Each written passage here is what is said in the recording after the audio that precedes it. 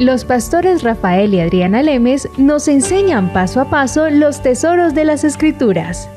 Descubriremos cuánto nos ama Dios y qué ha ganado para nuestro beneficio.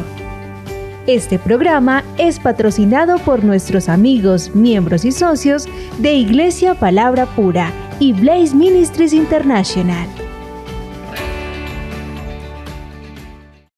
Hola nuevamente con tu ministerio Blaze Ministries, con Rafael y con Adrián, viéndote la explicación de las Escrituras en una forma clara y sencilla para que las puedas aplicar en tu vida y que puedas disfrutar lo que la gracia ya ganó cuando tu fe entiende lo que Jesucristo ya hizo por ti en la cruz.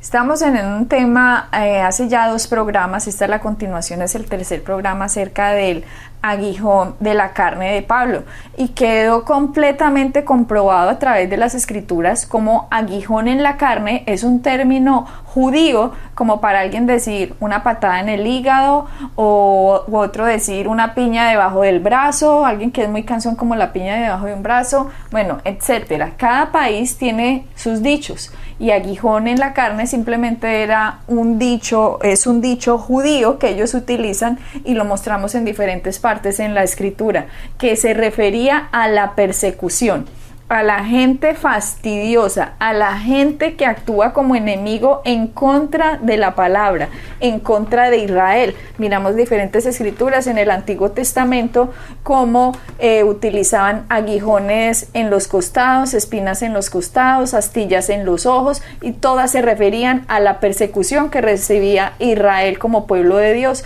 Y Pablo simplemente, como siendo un hombre judío, utilizó la misma expresión al decir un aguijón en la carne. Segunda de Corintios, cuando ustedes tienen que entender que debemos dividir correctamente la palabra, ¿cierto, Rafael? Eso lo decimos continuamente, fue el consejo que le dio Pablo a Timoteo, porque si las personas no dividen correctamente la palabra, se van a meter unos dogmas y unos cuentazos con la Biblia, que parece Dios como si fuera Dios esquizofrénico, y que a veces uno no sabe qué esperar de Dios, porque simplemente cogen la Biblia, la mezclan completamente, unen cosas que no tienen nada que ver y se inventan unas doctrinas que lo que hacen es anular completamente las creencias de las personas. Y obviamente, como habíamos dicho en nuestros inicios en los programas, hace 30 programas más o menos, esto es lo que utiliza Satanás, porque entre las personas tengan entenebrecido el entendimiento, simplemente Satanás va a poder seguir actuando muy fácilmente en la vida de ellos. Corintios fue escrito en el 56 después de Cristo, y 6 meses después, en la primavera del 57, fue escrito Romanos. Y ya cuando Pablo tuvo esta espectacular revelación de cuando soy débil, entonces es que soy fuerte, es que escribe Romanos y dice: nada me detendrá, porque en todas las cosas soy más que vencedor. Ahora está diciendo: vénganse los que se vengan, hágale, porque por su gracia soy más que vencedor, su gracia es más que suficiente. Exactamente, Adriana, y tú acabas de decir algo muy importante en lo que acabas de decir. La revelación es progresiva. De hecho, la palabra luz, ¿verdad? Que estamos en la luz. La luz significa que es algo progresivo. Cuando tú caminas, de hecho, si quieren hacer esto a mí me gusta, lo pienso mucho cada vez que conduzco por la noche. Cuando tú conduces en un auto por la noche, ¿verdad? Y tienes las luces encendidas y estás en una carretera recta, tú no puedes ver media milla delante de ti, pero sí puedes ver en la luz que estás caminando, ¿verdad? La luz que está en este momento alrededor de tu auto, a 5, 10, 15 metros de tu auto, pero no puedes ver a media milla más para allá. Pero mientras el auto vaya caminando y más te vayas acercando, la luz sigue caminando contigo y más luz vas teniendo, ¿verdad? Uh-huh. Y nuestra vida es exactamente igual. Yo no puedo ver ahora 5 años más adelante, pero tengo que caminar en la luz que tengo hoy. Tampoco yo puedo caminar en la luz que tenía hace 15 años, ¿verdad? Porque en los últimos 15 años he caminado mucho con Dios, conozco a Dios a otro nivel completamente.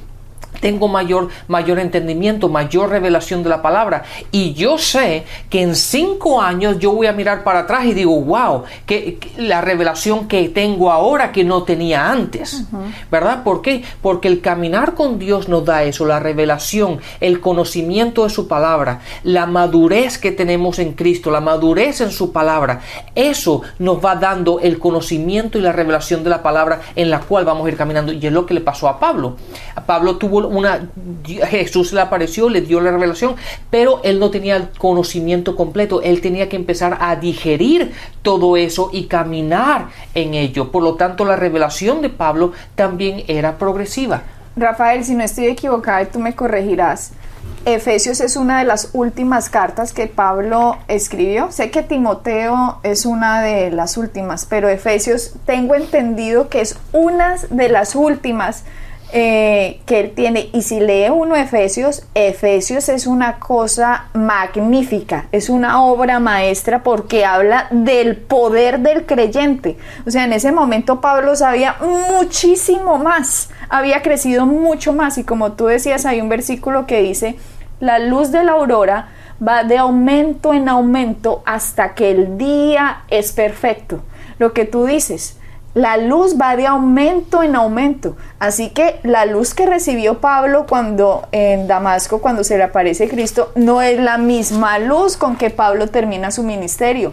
Obviamente Pablo había crecido muchísimo más en el conocimiento de Dios. Y Pedro y todos los demás y todas las personas que pudieron disfrutar de estos ministerios en el apogeo de la iglesia, cuando la iglesia primitiva era tan completamente poderosa, porque Satanás se le dificultó completamente a él su reinado, porque la gente entendió quiénes eran en Cristo. Así que fue un apogeo espectacular que la iglesia primitiva puso. Sí, de hecho, veámoslo así. Tú mencionaste la palabra, el libro de Efesios. Mira, en Efesios capítulo 4, en el versículo 11 dice: Él mismo constituyó a unos apóstoles, a otros profetas, a otros evangelistas, a otros pastores y maestros, a fin de capacitar al pueblo de Dios para la obra del servicio, para edificar el cuerpo de Cristo. Aquí te das dando cuenta que aquella gente que recibe a Cristo y que es parte de la iglesia no están edificados y no están formados. Es un proceso. Por eso están todas estas oficinas, están todos estos puestos. ¿Para qué? Para capacitar. La palabra capacitar en sí significa que lleva un proceso, ¿verdad? Igual que un niño cuando llega al colegio, tú a un niño no le empiezas a hacer raíces cuadradas, y no, tú le enseñas a sumar y a restar. ¿Por qué? Porque necesita unas bases, y durante el proceso que va teniendo, el crecimiento que va teniendo, va a llegar un momento que puede hacer raíces cuadradas y todo ese tipo de cosas, logaritmos y todo eso, ¿verdad? Que mejor no hablemos de ello. Sí, mejor. Entonces, pero date cuenta, y el versículo 13 dice: de este modo todos llegaremos a la unidad, a la unidad de la fe y del conocimiento del Hijo de Dios. ¿Por qué? Porque es un proceso. No todos estamos en el mismo sitio. Hay unos que están mucho delante de nosotros, otros que están detrás, pero todos estamos en la misma jornada. Todos estamos en el mismo camino. Y lo que sí tenemos que tener en cuenta es que tenemos que permanecer con unas mentes abiertas, en el sentido de que tenemos que cambiar. Cuando la palabra y el conocimiento que recibimos va en contra de la religión y va en contra de lo que sabíamos anteriormente, y lo vemos en las Escrituras que ciertamente es así, ajustémonos a ello y cambiemos. Sí, Pablo mismo, Rafael, dijo: prosigo a la meta, a la estatura del varón perfecto. O sea, Pablo dijo: ya mi mente todavía no la ha captado toda. O sea, mi espíritu es completamente poderosa, pero todavía, wow, esto nadie como que lo va a alcanzar. Entonces, ¿de cuándo acá hay ministros que se creen la última Coca-Cola del desierto, pues, y que ellos son los intocables, y mejor dicho, yo estoy aquí y usted está por allá? No. Todos somos igualitos. Todos tenemos unción, todos tenemos el poder de Dios. Todos los que hemos sido bautizados con el Espíritu Santo tenemos la misma cantidad de Espíritu Santo. El Espíritu Santo no viene por medidas. A ver, a usted le voy a dar 1 libra, a usted 500 gramos y a usted 1 kilo. A ver, usted que es ministro le voy a dar 3 kilos. No. El Espíritu Santo a todos nos vino la misma medida. Lo que pasa es que hay gente que tiene más conocimiento. Hay gente que ha renovado más la mente y por lo tanto puede operar más fácil el poder de Dios en la vida de esas personas. Por eso el poder de Dios operaba más fácilmente en la vida de estos apóstoles, en la vida de Pablo, por ejemplo, porque habían renovado su entendimiento. Entendían que cuando nacieron de nuevo, su espíritu fue creado perfecto, puro, santo, lleno del fruto del Espíritu, de amor, de gozo, de paz, paciencia, bondad, benignidad, bondad, fe, mansedumbre, templanza. Bueno, todo este poder que tiene el creyente dentro de él, que a medida que uno va renovando, Rafael, no hay demonio, claro, no hay Satanás que se pueda enfrentar. Exactamente. O sea, que se enfrenta sí, pero que gane no. Que gane no. Y eso fue lo que le pasó a Pablo. Y volviendo una vez más al programa anterior que estábamos hablando, cuando Pablo le rogó que le quitara el mensajero, y le dijo Dios: te basta mi gracia, pues mi poder, el poder de Dios, mi poder se perfecciona en la debilidad. ¿Verdad? Entonces, en el momento, ¿y qué es lo que le pasa a la gran mayoría de la gente cuando recién está entendiendo las cosas de Dios? Ellos piensan que ellos son los especiales, que ellos son los favoritos, y todos somos iguales, y empieza la creencia de que es por obras, básicamente, es mi capacidad y lo que yo puedo hacer y el conocimiento que yo tengo, y yo, hasta que se dan cuenta que el yo no sirve para nada. Y fue lo que le pasó a Pablo. Simplemente la respuesta que Dios le dio a Pablo fue: tienes que aprender que es mi gracia. Mi gracia es la que funciona en ti. Es mi gracia por lo cual tú haces lo que tú haces. Es mi gracia por lo cual tú has ido y has predicado donde tú has ido. Y siempre y cuando tú estés en mi gracia, entonces mi poder se va a perfeccionar en tu debilidad. O sea, el poder de Dios opera en cualquiera que esté en el cuerpo de Cristo. Esto no es simplemente para Rafael y Adriana. No. Esto no es para el profeta, el apóstol, el evangelista, el maestro, el pastor y el ¿qué me faltó? Ninguno. ¿No? Bueno, dije los 5. Bueno, esto no es simplemente para para nosotros. Esto es para el cuerpo de Cristo, y por eso en Efesios dice que estas oficinas están para que el cuerpo haga la obra del ministerio. O sea, que el cuerpo entienda: el Espíritu Santo está dentro de mí, yo tengo la unción de Dios, tengo la misma unción que tiene Rafael, Adriana, la misma que tiene cualquier persona. Aquí nadie puede decir: yo soy la ungida de Dios, o yo soy el ungido de Dios. No, qué pena. Si nació de nuevo, todos somos ungidos de Dios. Del mismo Espíritu. Exactamente. Si recibimos el bautismo del Espíritu Santo, todos tenemos la misma cantidad de Espíritu Santo. Qué pena, pero es que aquí no bajemos pues del pedestal al que se está subiendo en un pedestal, porque es que aquí no hay pedestales. El único pedestal lo tiene Jesucristo. Entonces, todos somos iguales. Lo que pasa es que unas personas tienen en la mente más conocimiento que otras, y por eso se mueve eso. Pero por eso, por ejemplo, este es nuestro ministerio: enseñarle a usted quién es usted en Cristo. Sepa quién es usted, sepa el poder que hay en usted. Si nosotros no estamos haciendo esto, Rafael y yo estamos mal, porque nosotros no le estamos enseñando el poder de Rafael y Adriana y síganos los buenos como el Chavo. No. Aquí todos podemos entender quiénes somos y todos podemos disfrutar de estas bendiciones. Y tenemos que aprender a dividir correctamente la palabra. De hecho, Rafael, la mayoría de personas, millones de cristianos en el mundo, no saben que el libro de Hechos es una secuencia de todos los libros de las epístolas, inclusive las epístolas paulinas, o por allá cuando escribió Pedro sus epístolas. No, la gente cree que Hechos, eso es otro libro. No, Hechos está colocado para que usted entienda qué pasó, en qué momento del tiempo, por dónde se estaban moviendo estos apóstoles y en qué momento ellos escribieron Timoteo, Filemón, Corintios, Romanos, Tesalonicenses, Filipenses, etcétera, etcétera, etcétera. Entonces no podemos separar el libro de Hechos de las epístolas. Rafael, yo esto no lo sabía. O sea, yo esto se los estoy diciendo a ustedes, pero yo hace unos años no sabía esto. Cuando precisamente en una clase que estaba dando Rafael en una iglesia sobre el libro de Hechos, yo me quedé con la boca abierta, porque Rafael, yo no sabía que el libro de Hechos era la secuencia de las epístolas. Y es muy interesante porque así la Biblia se puede aclarar muchísimo más. Sí, exactamente. Ese es un tema interesante porque la gente piensa que el libro de Hechos, pues obviamente es un libro, ¿no? Y aún así el libro de Hechos no se ha terminado. ¿Por qué? Porque la iglesia hoy día sigue escribiendo el libro de Hechos. Pero en el libro de Hechos, de hecho, a lo mejor esto sería un buen estudio que podríamos hacer un día, es ir por capítulo y en los viajes de Pablo, después de la conversión de Pablo en el capítulo 9 de Hechos, cuando Jesús se le apareció, y él empieza a caminar en su llamado en el ministerio, y él empieza a hacer todos los viajes que hizo, ¿verdad? Los 3 viajes de Pablo, en todas las regiones que iba, en esos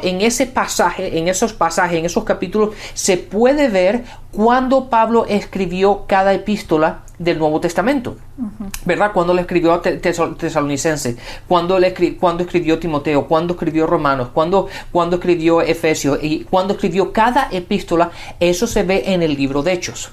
Y entonces el entender el libro de Hechos es muy bueno. ¿Por qué? Porque nos da mucha claridad de lo que pasó en el Nuevo Testamento. De hecho, Rafael, estando leyendo segunda de Corintios, cuando Pablo escribe la carta a Corintios, que le dice Dios, bástate mi gracia, es interesante devolvernos al libro de Hechos, que precisamente Hechos 18, si le miran el título, seguramente en la Reina Valera, ustedes tendrán que dice Pablo en Corinto. En Corinto. O sea, están relatando algo que estaba haciendo Pablo en alguna parte cuando escribe la carta a Corinto. Entonces, miremos que cuando Dios le dice a Pablo, en la segunda de Corintios, cuando le dice, bástate mi gracia, Pablo, porque mi gracia se perfecciona en la debilidad. O sea, yo soy el poderoso, Pablo. No se preocupe que usted sea un humano. Mientras yo esté en usted, véngase lo que se venga. La gracia tiene el poder. Mira lo que le dice Dios en Hechos 18:9. O sea, cuando Pablo va a escribir Corintios, yo creo que esto de pronto va unido, Rafael, con eso que Pablo escribió, porque dice, entonces el Señor dijo a Pablo en visión de noche, no temas, sino habla y no calles, porque yo estoy contigo y ninguno pondrá sobre ti la mano para hacerte mal. Bueno, y sigue hablando, pero qué impresionante. O sea, esto está en el libro de Hechos conectado con Corintios. Le está diciendo Dios, no tema, porque yo estoy contigo y a ti nadie te va a hacer mal. O sea, si vengan persecuciones, lo que sea, entienda quién soy yo en usted. Sí, y aunque date cuenta que Pablo no tenía el Nuevo Testamento como lo tenemos hoy día. Entonces, Jesús se le apareció a él, o Dios le habló directamente a él. Pero hoy día tú y yo tenemos el Nuevo Testamento, tenemos la palabra. Claro. Tenemos las Escrituras, y en ello es donde nosotros nos tenemos que pasar. Dios, por medio de la Biblia, del Nuevo Testamento, nos está hablando a nuestra vida directamente. Y es ahí como tú y yo, una vez que entendemos y caminamos en esta verdad, es como tú y yo caminamos en la misma luz y la misma verdad que caminaba Pablo. Claro, y a nosotros nos toca ya ver todo lo que esta gente recorrió, Rafael, y si nosotros empezamos a aprender a dividir correctamente la Biblia, se nos va a abrir y nos va a ser más fácil, porque mira que hay gente que la han engañado con estas falsas enseñanzas mentirosas que han atado a la gente por tantos siglos, diciendo que la enfermedad era una enfermedad en los ojos, y siempre unen, vea, le digo como la historia, unen segunda de Corintios, lo unen con Gálatas. porque en Gálatas sucede algo. Entonces, por favor, pongan mucha atención porque hoy ustedes van a entender cómo se divide la palabra. Gálatas 4. Gálatas 4, versículo 13. Pues vosotros sabéis, este es Pablo hablando en una región que se llama Gálatas, ¿cierto? Sí, eso es correcto. De hecho, en el capítulo 1, sobre el versículo, los primeros versículos, dice que está hablando no una iglesia, pero no es una iglesia región de Galacia. La región, correcto. Entonces dice, pues vosotros sabéis, 4:13, que a causa de una enfermedad del cuerpo os anuncié el evangelio al principio. Ojo, paremos aquí. Ahí es cuando la gente dice, ay, si ve que tenía una enfermedad. Bueno, la King James traduce infirmity. Infirmity, que es la King James, la versión en inglés, lo traduce dolencia. Si ustedes se van a otras traducciones, como la Biblia de los hispanos, o la Biblia de las Américas, o la Reina Valera, creo que la de versión 1909, dicen, por una flaqueza en mi cuerpo. Aquí la Reina Valera, la mayoría tiene la Reina Valera, lo tradujo una enfermedad. Pero como les dije, varias versiones lo traducen por una dolencia en el cuerpo y otros lo traducen como una flaqueza en el cuerpo. Ok, el punto es que tenía una flaqueza en el cuerpo, pero yo te voy a decir cómo las doctrinas que no tienen idea de dividir correctamente la palabra enseñan esto. Entonces dicen, por una enfermedad del cuerpo os anuncié el evangelio al principio, el 14, y no me despreciasteis ni desechasteis por la prueba que tenía en mi cuerpo, antes bien me recibiste como un ángel de Dios, como a Cristo Jesús. ¿Dónde pues está esta insatisfacción que experimentabais? Porque os doy testimonio que si hubieses podido, os hubiese sacado vuestros propios ojos para dármelos. Entonces ahí la gente, ¿sí ven? Está enfermo de los ojos, él mismo lo está diciendo, y esto lo unen después las falsas enseñanzas con Gálatas 6, versículo 11, que dice, mirad con cuán grandes letras os escribo de mi propia mano. Entonces la gente, ¿sí ve? Estaba enfermo de los ojos y por eso tenía que escribir con letra grande. Entonces, claro, el que oiga eso dice, uy, sí, seguro es así. ¿Por qué? Porque no divide correctamente la palabra. Pero muy sencillo, esto no tiene ningún misterio. Ustedes tienen que ver que el libro de Gálatas, usted simplemente se va a Hechos para ver dónde estaba Pablo y qué era lo que estaba pasando cuando él escribe Gálatas, o qué pasó cuando él entró a la región de Galacia. Sí, y ahí me da risa oír esto, pero sí, vayámonos ahora a Hechos 14. Hechos 14. En Hechos 14, ahí es cuando él estaba en la región de Gálatas. De Galacia. De Galacia, perdón. Y ahí fue cuando a él lo apedrearon. Y entonces ahora nos podría... o sea que en Galacia apedrearon a Pablo. Exactamente. Bueno, entonces léenos, por favor, empieza a leer sobre el versículo, vamos a ver, el versículo 18. Bueno, Hechos 14, 18. Y diciendo estas cosas, difícilmente lograron impedir que la multitud les ofreciese sacrificio. Bueno, aquí está pasando algo en Pablo, que en el libro de Hechos está mostrando que él está yendo por diferentes regiones, y aquí llega a una región que se llama Galacia, y sucede allá un milagro. Entonces la gente dijo, no, ese es un Dios, hagámosle sacrificios, y Pablo por eso dice, acá está diciendo, difícilmente, dice Pablo, no, perdón, Lucas, que escribió Hechos, dice, difícilmente lograron impedir que la multitud les ofreciese sacrificio. Y en el 19, entonces vinieron unos judíos de Antioquía y de Ícono que persuadieron a la multitud, y habiendo apedreado a Pablo, le arrastraron fuera de la ciudad pensando que estaba muerto, pero rodeándole los discípulos se levantó y entró en la ciudad, y al día siguiente salió con Bernabé para Derbe, o sea, una ciudad de Galacia. Exactamente, y ahí está la cosa. Ahora yo le pregunto a la gente, si la gente piensa que date cuenta que la palabra dice que lo apedrearon, hasta el punto de la que la gente pensó que estaba muerto. Imagínate la apedreada que le pegaron tan tremenda. Sí, ¿en dónde caen las piedras? Exactamente. En el hombro. No. Le tiraron a matar. A matarlo. Entonces, uno no le va a tirar piedra en los pies o en las piernas, no. Le pegaron en la cara, en el cuerpo, ¿verdad? Cabeza. En la cabeza. Entonces, el hombre estaba a tal punto que hasta la gente que estaba con él pensaron, murió. Claro, porque lo arrastraron los que lo apedrearon. O sea, si esta gente lo iba a matar, no está medio muerto, dejémoslo acá. No, pensaron que estaba muerto porque el tipo estaba completamente reventado por el apedreamiento que había sufrido Pablo. Y lo más impresionante, lo arrastran. Imagínense la arrastrada que lo ponen así en medio de piedras y tales. Lo tiran fuera de la ciudad. Y después van los discípulos, lo rodean. Y se levanta y dice que al otro día se fue a esta ciudad que se llama Derbe.